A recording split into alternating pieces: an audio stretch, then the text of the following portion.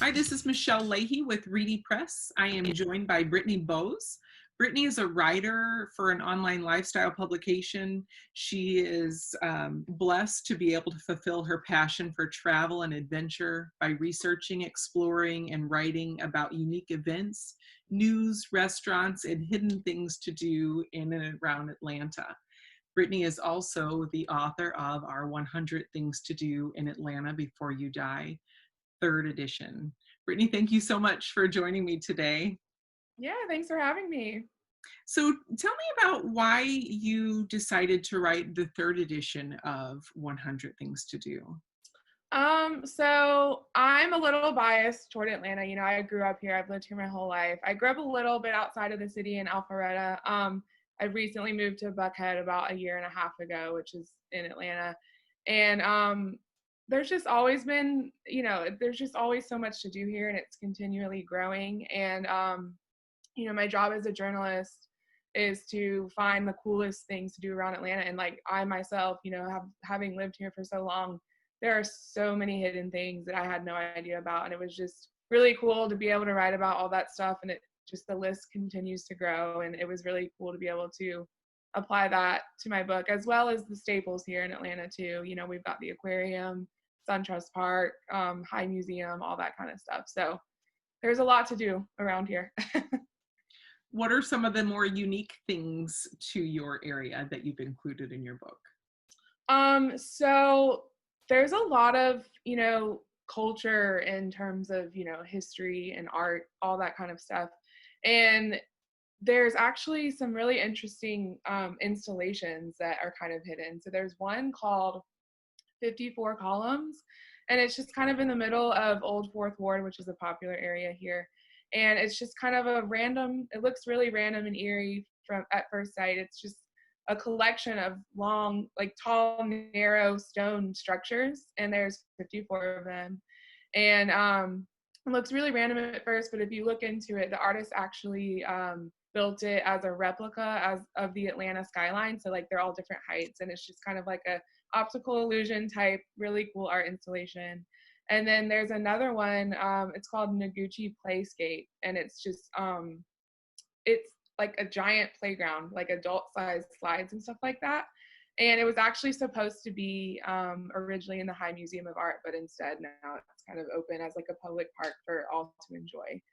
So those are some really unique things in terms of, just hidden gems and cultural things around the city. So Very cool. So who would you say your targeted audience is?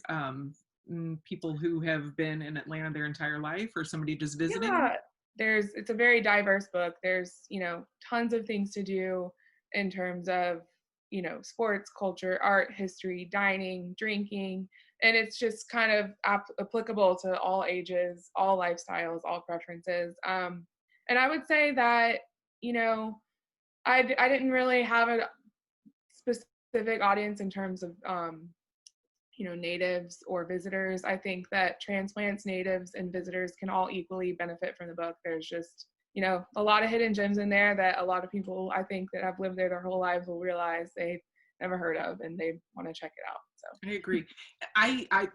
One of the things that I love about your book are the suggested itineraries in the back. I think that is a fabulous idea, because you could just plan your whole day, or you've actually planned these days out, these sort of yeah, perfect days. exactly. Like whether you're a foodie or a history buff, or you want to get into the culture, there's kind of something in the back of the book to plan your own customized day or week or however long visitors are here for. Yeah, that's great. So what do you ultimately hope that your book tells people about Atlanta? I mean, Atlanta's a big city, and it continues to grow. And, like, I feel like when people think of the United States, they think of big cities like New York and LA and stuff like that. But we're down south in Georgia, we've got some really flourishing cities. And Atlanta is just, I mean, I seriously feel like every single day something new is popping up. Like the food scene here is amazing. There's tons of diverse food. There's tons of history with the civil rights movement and all of that. Tons of art and culture. Lots of sports. We had the Battery in SunTrust Park open, this wasn't in the second edition of the book. It didn't exist in 2016, and that's a huge hit. Whether you like sports or not, it's just kind of like just like a really fun place to go with lots of restaurants and stuff like that and bars. So it's just, it's super diverse, like in history, culture, art, food, and there's just something for everybody here. And I think that, everybody who loves to travel should come to Atlanta at least once in their life. I don't think anybody would regret it.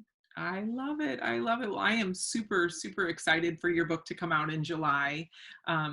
Excited to see what sort of things that you picked as the top things to do in Atlanta. Where, Brittany, can people go to connect with you?